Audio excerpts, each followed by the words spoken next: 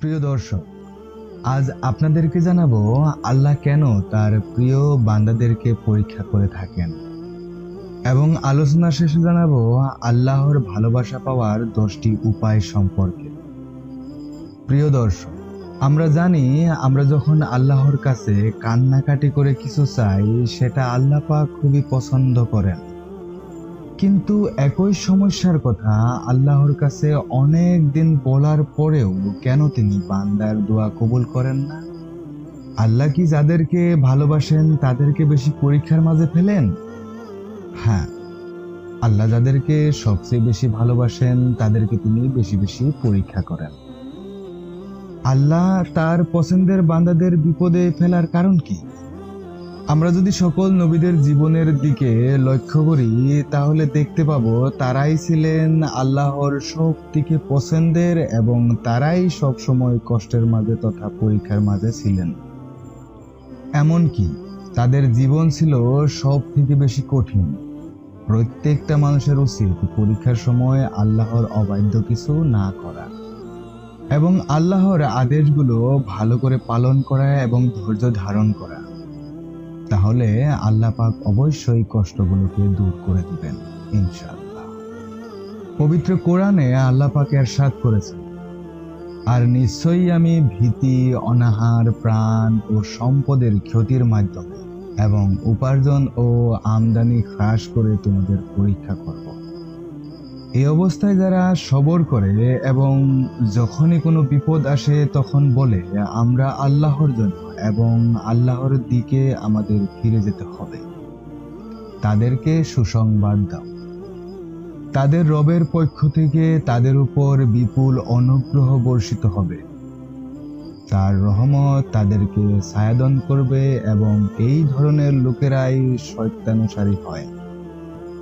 আল্লাহ পাক আসলে এই দুনিয়ার জীবনে একজন মানুষকে জান্নাতের উপযোগী করে তুলতে চান, তাই তিনি মানুষকে কিছু পরীক্ষা দেন এবং যারা পরীক্ষায় উত্তীর্ণ হয় আল্লাহ পাক তাদের উপর রহমত বর্ষণ করেন।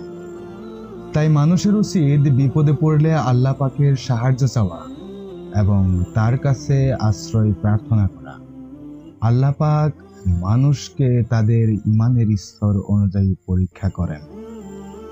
একজন নবী বা একজন সাহাবী যে পরীক্ষা দিয়েছেন একজন সাধারণ মানুষের পরীক্ষা তেমন নয়। একজন নবীর স্তরও যেমন উপরে, তাই তার পরীক্ষার বিষয়টিও অনেক কঠিন, যা একজন সাধারণ মানুষের পক্ষে কল্পনা করাও সম্ভব নয়। পবিত্র কোরআনে মহান আল্লাহ পাক আরো ইরশাদ করেছেন, কিন্তু মানুষের অবস্থা হচ্ছে এই যে তার রব যখন তাকে পরীক্ষায় ফেলেন এবং তাকে সম্মান ও নিয়ামত দান করেন তখন সে বলে আমার রব আমাকে সম্মানিত করেছেন। আবার যখন তিনি তাকে পরীক্ষায় ফেলেন এবং রিজিক সংকীর্ণ করে দেন তখন সে বলে আমার রব আমাকে অপমানিত করেছেন। কখনোই নয়, বরং তোমরা এতিমের সাথে সম্মানজনক ব্যবহার করো না। এই আয়াতে আসলে মানুষের বাস্তব জীবন দর্শনকে তুলে ধরা হয়েছে। সে আসলে এই দুনিয়ার ধন, সম্পদ, ক্ষমতা, কর্তৃত্বকেই সবকিছু মনে করে। এগুলো পেলে সে আনন্দে উল্লাসিত হয় এবং বলে আল্লাহ আমাকে মর্যাদা দান করেছেন। আবার না পেলে বলে আল্লাহ আমাকে লাঞ্ছিত ও অপমানিত করেছেন। অর্থাৎ ধন, সম্পদ ও ক্ষমতা, কর্তৃত্ব পাওয়া না পাওয়াই হচ্ছে তার কাছে মর্যাদা ও লাঞ্ছনার মানদণ্ড। অথচ প্রকৃত ব্যাপারটি সেই বোঝে না। আল্লাহ দুনিয়ায় যাকে যা কিছু দিয়েছেন তা পরীক্ষার জন্যই দিয়েছেন। সম্পদ ও শক্তি দিয়েছেন পরীক্ষা করার জন্য। এগুলো পেয়ে মানুষ কৃতজ্ঞতা প্রকাশ করে না অকৃতজ্ঞ হয় তা তিনি দেখতে চান। দারিদ্র ও অভাব দিয়েছেন পরীক্ষা করার জন্য, যেন মানুষ ধৈর্য ও পরিতুষ্টি সহকারে আল্লাহর ইচ্ছার উপর সন্তুষ্ট থাকে এবং বৈধ সীমার মধ্যে অবস্থান করে নিজের সমস্যা ও সংকটের মোকাবেলা করে, নাকি সততা, বিশ্বস্ততা ও নৈতিকতার সব বাঁধন ছিন্ন করে আল্লাহকেই গালমন্দ করতে থাকে। তা আল্লাহ অবশ্যই দেখতে চান। সংকটে পড়ার থেকে বিত্তমান হওয়া হচ্ছে বড় পরীক্ষা। আমরা আসলে মনে করি বিত্তবান হওয়া হচ্ছে আল্লাহ পাকের নিয়ামত, কিন্তু বিষয়টি এমন নয়। পবিত্র কোরআনে মহান আল্লাহ পাক এরশাদ করেছেন, তারপর যখন তারা তাদেরকে যে উপদেশ দেওয়া হয়েছিল তা তারা ভুলে গেল, তখন তাদের জন্য সমৃদ্ধির সকল দরজা খুলে দিলাম। শেষ পর্যন্ত তারা যখন তাদেরকে যা কিছু দান করা হয়েছিল তার মধ্যে নিমগ্ন হয়ে গেল, তখন হঠাৎ তাদেরকে পাকড়াও করলাম। এবং তখন অবস্থা এমন হয়ে গিয়েছিল যে তারা সব রকমের কল্যাণ থেকে নিরাশ হয়ে পড়েছিল। এভাবে যারা জুলুম করেছিল তাদের শিকড় কেটে দেওয়া হল। আর সমস্ত প্রশংসা বিশ্বপ্রভু আল্লাহর জন্যই, কারণ তিনিই তাদের শিকড় কেটে দিয়েছেন। আসলে মুমিনের জীবনের সবকিছুই বিস্ময়কর। সুতরাং মুমিন বান্দার কাছে যে বিষয়টি ভালো লাগবে তার জন্য সে আল্লাহ পাকের কাছে কৃতজ্ঞতা প্রকাশ করবে, আর যা কিছু তার পছন্দ হবে না, অর্থাৎ তার মনে হবে এটা পরীক্ষার জন্য, সেটার জন্য সে ধৈর্য ধারণ করবে। এখন আপনাদেরকে আল্লাহর ভালোবাসা পাওয়ার 10টি উপায় সম্পর্কে বলবো। 1 নম্বর, গভীর মনোযোগ সহকারে কোরআনুল কারীম তেলাওয়াত করা এবং কোরআনের অর্থ ও উদ্দেশ্য বোঝার চেষ্টা করা। 2 নম্বর, ফরজ নামাজ শেষে নফল নামাজ আদায়ের মাধ্যমে আল্লাহ তাআলার নৈকট্য হাসিলের চেষ্টা করা। 3 নম্বর, জবান, অন্তর ও অন্যান্য অঙ্গ প্রত্যঙ্গের মাধ্যমে সবসময় ও সকল অবস্থায় আল্লাহ তাআলার জিকির করা।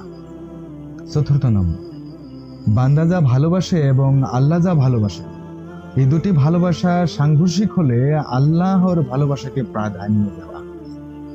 5 নম্বর, আল্লাহর অতি সুন্দর নামসমূহ, তার সুউচ্চ গুণাবলীসমূহ এবং বরত্ব, মর্যাদা ও প্রশংসনীয় ফলাফল চিন্তা গবেষণা করা।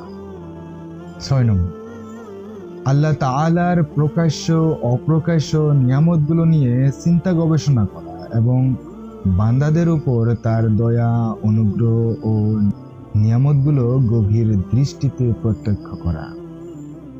7 নম্বর, মন প্রাণ উজাড় করে আল্লাহর সামনে কাকুতি মিনতি করা এবং নিজের সকল প্রয়োজন আল্লাহর কাছে তুলে ধরা।